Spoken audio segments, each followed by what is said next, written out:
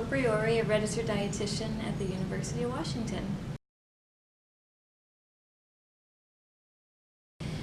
Water naturally, it's Mother Nature's lubricant, right? It helps lubricate all of our joints and our tissues. It helps our kidneys and our liver flush toxins and waste out of the body. And it helps regulate temperature, which is important, especially when you're an athlete or working out. And then it can also help keep us regular, helping prevent constipation.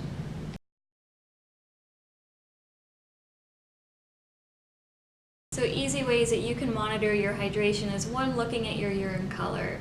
If it's straw or like a diluted lemonade color, you know you're hydrated. If it's a little bit browner like apple juice or lighter apple juice, get some more fluid, you're probably getting dehydrated.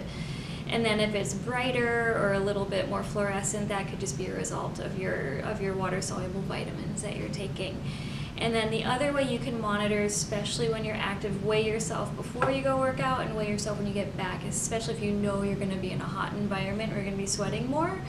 So losing as much as 2 to 3%, as little as 2 to 3% of your body weight can result in a decrease in your performance, but also can be dangerous, especially if you start to get more than 4% loss.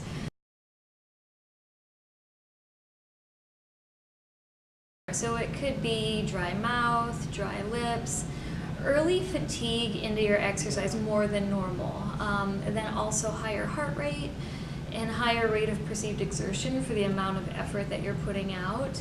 You can get headaches, you can be nauseous, maybe vomiting, real dizzy, and muscle cramps are another one.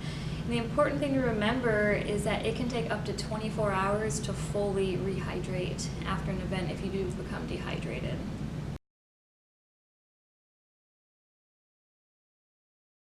So before you exercise, at least 2 to 3 hours, you should drink about 16 ounces or a little bit more if you can. For example, this is about 24 ounces, so maybe something close to this or just slightly less would be good. And then maybe 15 minutes before, just top it off with another 6 to 8 ounces of fluid. During exercise, it can range, right? There's no one recipe. Basically, you want to drink to your sweat loss. So if you find that you're sweating a lot, you're in a hot environment, or importantly too, if you're wearing clothes that are more cotton or not wicking and you can retain more sweat, you might need to drink a little bit more. If you can tolerate it, which can be challenging if you're running, maybe 16 ounces an hour. And a good rule of thumb is one kind of medium-sized mouthful of water when you're taking a gulp is about 1 ounce. So something to keep in mind. And then after exercise, this is where weighing yourself can be important, where you should get about 16 to 24 ounces of water for every pound that you've lost. If you're not weighing yourself, I say a good rule of thumb is start drinking right afterwards and aim for a good 16 to 24 ounces.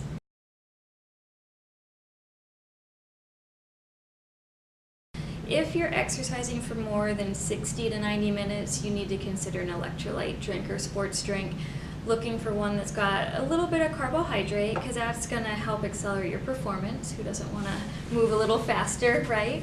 And then you also need to look for sodium, for potassium. So looking for sodium, you should get about 80 to maybe 160 milligrams of sodium per 8 to 12 ounce serving. Carbohydrate, you want to try to keep it under about 24 grams or so. Too much carbohydrate can cause GI upset and distress when you're exercising. That's the last thing that you want. So for you to figure out how much carbohydrate is in your drink, you want to keep a sports drink at 6% of carbohydrate or less. So what you would do on this, you would look at your label and you would look at the total grams of carbohydrate and you would divide that by 240 milliliters, which is 8 ounces, and then multiply that by 100. So again, take your grams of carbs, divide it by 240 milliliters or 8 ounces, and multiply it by 100. So with your potassium, you're looking for about 20 to 45 milligrams of potassium. So plan your route, know if there's water filling stations, if you're in a race, know what sports drinks they might have. Make sure it's something that you've practiced with so you don't get GI upset during a race.